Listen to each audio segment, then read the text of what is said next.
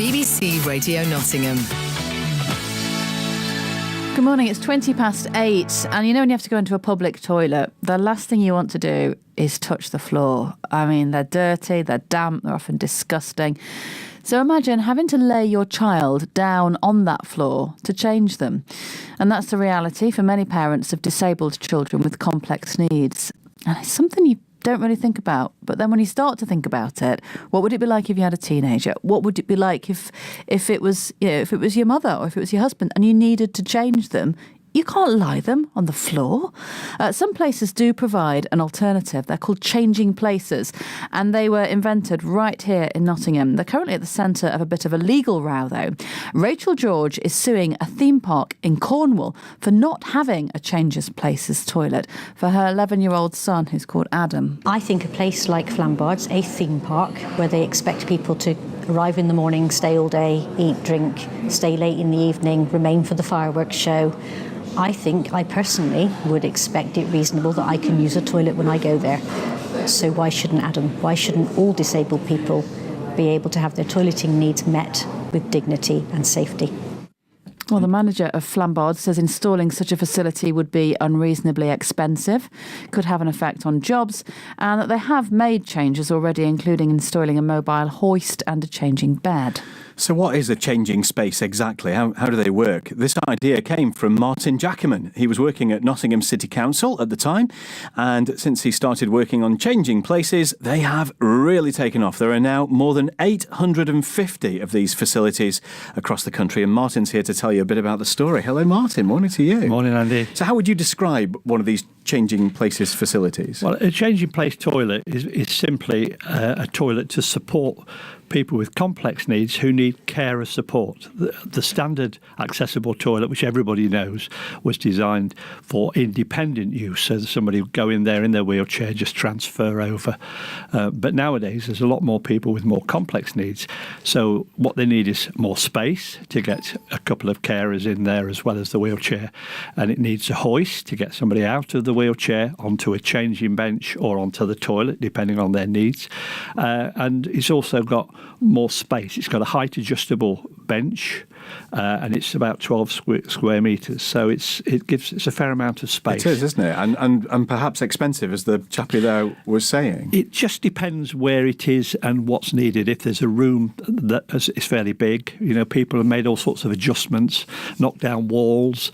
Things can happen, which is what's happened in Nottingham. Or you get into the planning stage, which we did at Nottingham Contemporary and Sherwood Forest Visitor Centre, so that it's built in as part of the build. So what's your story here? How did this mean so much to you? How did it all start? Well, I've worked with people with learning disabilities all my professional life as a social worker and manager, but towards the end I was working with day service staff, and they were saying to me, look, we can only take people out from our special care for a couple of hours.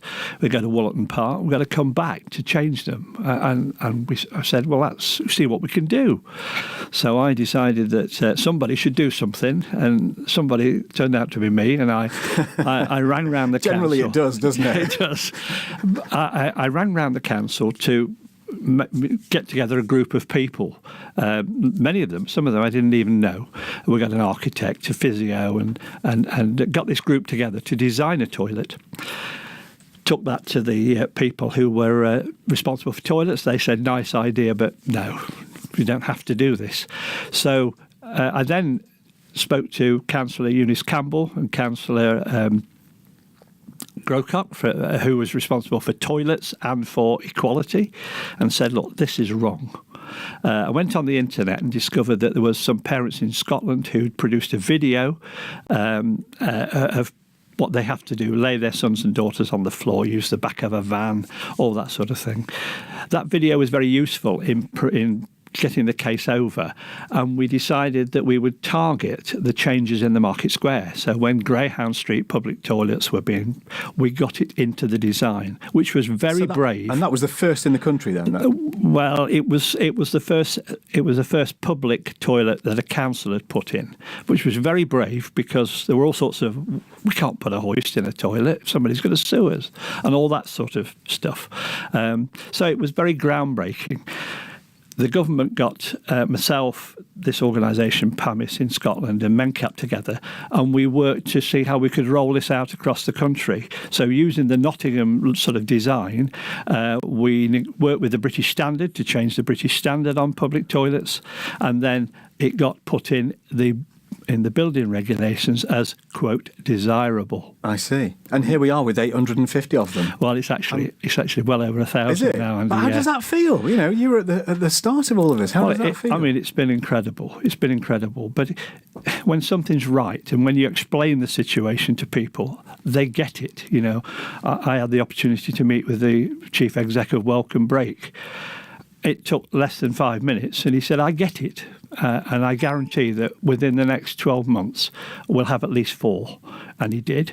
And that's changed people's lives. You know, when you hear someone travelling from Bristol down to Cornwall, changing their their daughter, in the public toilets, you know, the changing place toilets at the motorway services, that enabled that family to visit the 100th birthday of the child's great-grandmother, which is amazing. It is, isn't it? So it is a legal requirement to make sure that you cater effectively, isn't it, for someone with a disability? Why is it not a legal requirement to have this kind of facility?